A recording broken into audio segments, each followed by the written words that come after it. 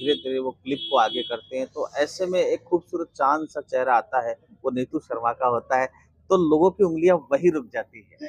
इसलिए आप दर्शक बोल के उनके दिलों पे कुठाराघात ना करें, मेरा ये इतनी सी इल्तिजा है आपसे। बिल्कुल, आपकी बात का सम्मान करती हूँ और क्षमा माँगती हूँ आप सभी से जिनको मैंने दर्शक कहा, आप सभी मेरे अपने हैं और मैं तो ये चाहती हूँ आप सभी अपना स्नेह और प्यार ताउम्र बरकरार रखें।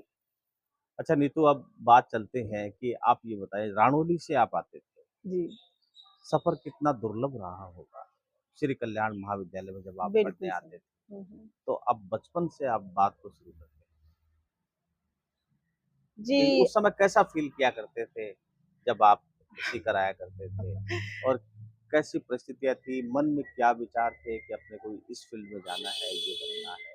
क्योंकि जब 10वीं 12वीं में जब एक बालिका आती है, हुँ, तो हुँ। उसके मन में हज़ारों सपने होते हैं। बिल्कुल होता है हालाँकि ऐसा। सपनों का राजकुमार वाला एक चैप्टर अपन अलग रख देते हैं, लेकिन वो बताइए आप उस समय आप क्या फ़ील किया करते थे और क्या बनना चाहते थे? हाँ। और कैसे-कैसे दुविधाएँ आई, कैसे-कैसे आपने उन सबको परास्त करके विजयश्री हासिल की? जी, शम्सू जी, सबसे पहले तो आप सभी को पता है, हमारे जो अपने हैं, हुँ, उनको भी पता है कि मैं ग्रामीण परिक्षेत्र से हूँ, मेरा गाँव रानोली है। और जब मैंने 12th पास की, तो एक सपना होता है कि कॉलेज करें, जॉब करें, तो एडमिशन की बात आई, एसके महाविद्यालय जो अपना है, इसमें मैंने एडमिशन भी ले लिया। लेकिन जब आते थे, तो घर से बाहर कभी निकले नहीं थे, पैदल वॉक करके स्कूल पहुँच जाते। और अब सबसे बड़ी चुनौती ये थी कि बस से जाएँ, क्योंकि गाड़ियों का उस समय कोई इतना ज़्यादा ज़माना भी नहीं था या मैं कहूँगी कि इतनी ज़्यादा आर्थिक स्थिति भी सही नहीं थी जी। कि गाड़ी अफ़ोर्ड कर सकें। तो वही बस में आना रूटीन, बस में जाना और फिर जो दुर्लभ जो आप परिस्थितियाँ बता रहे हो, वो थे उस समय के नौजवान।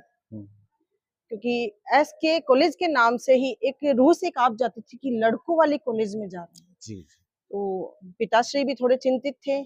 हमेशा मुझे सुबह-सुबह मॉर्निंग में मेरी यहाँ आने से पहले मेरी क्लास ली जाती थी।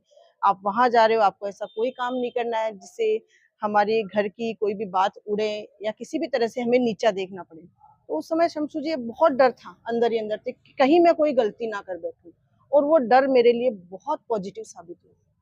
मैं कहती हूँ ऐसा डर हर बच्चे में होना चाहिए क्योंकि मैं उसी डर से फिर बढ़ती गई आगे आप जैसे लोगों का साथ भी मिला, आपने बहुत सपोर्ट किया। बस ये एक कमी रही कि जो एक कलाकार था, उस समय पूरा नहीं उभरा, जितना अब उभर रहा है। बाकी मैं कहूँगी कि वो डर मुझे पॉज़िटिविटी की तरफ ले गया और उसी के बदले मैंने बीएससी की यहाँ से और वो बहुत अच्छे परसेंटेज से की, फिर मैंने एमएससी कर ली केमिस्ट्री से और बीएड करी और जॉब भी लग गई। अब जॉब लगने के बाद में थोड़ी लाइफ स्थिर हुई और फिर मैंने मेरे सपनों को उड़ान देना शुरू कर दिया और फिर सबसे बड़ा साथ रहा आप जैसे दोस्तों का, जिन्होंने मुझे हमेशा सपोर्ट किया। कई बार ऐसे हो जाता था, नर्वस हो जाती कि नहीं, इस उम्र में करेंगे अच्छा नहीं लगेगा, तो सबसे बड़ी बात। सही बात। आस-पड़ोस वाले भी अब इस उम्र में बच्चे हो गए, अच्छा नहीं लगता।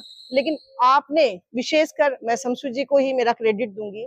इनसे जब भी मिली, इन्होंने मुझे बिल्कुल पॉज़िटिव राह पे लेके गए कि नहीं आपको करना है, आपको ज़माने की परवाह नहीं करनी। जब-जब भी प्रॉब्लम आई, मैंने इनसे मशवरा किया as a friend, as a guardian भी मुझे ये बहुत सपोर्ट करते हैं। जो बात मैं अपने गार्जियंस को नहीं बता सकती, मैंने इन्होंने बताई इनको बताई और उन्होंने मुझे सपोर्ट किया कि आप आगे बढ़ो, हम आपके साथ हैं। और बस आप लोगों के प्यार और स्नेह से आज मैं आपके साथ फिर से हूँ।